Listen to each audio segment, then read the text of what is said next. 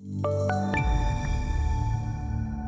the metals quadrant, taking a look at the July copper contract that is now down 3 of the last 5 sessions. Copper's responding to risk asset weakness today, and with it being down 3 of the last 5 sessions, today is the worst of those 5.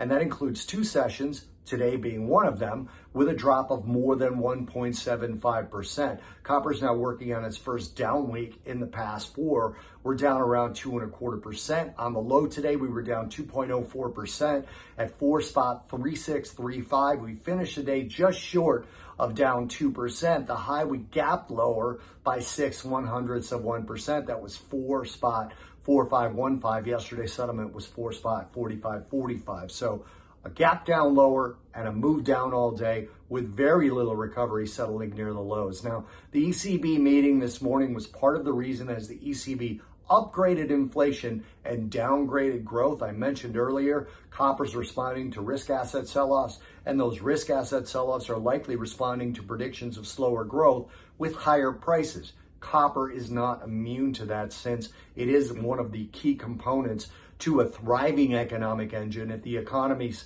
globally start to dip, it's likely that the price of copper will dip because the demand for copper would dip as well. So that's part of it. And also the inverse relationship between the dollar and metals in general, precious and industrial, copper being an industrial metal. The dollar had a very strong day. That's a headwind for metals. The dollar was stronger against the euro by about 1%, against the Aussie by about 1.15%, the Canadian dollar by 1%, against the New Zealand dollar by 0.75%, and against the British pound by 0.2%. It was actually nearly unchanged against the yen, which is unusual. That's a break from the normal dollar strength against the Japanese yen. And again, that's a headwind for metals in general.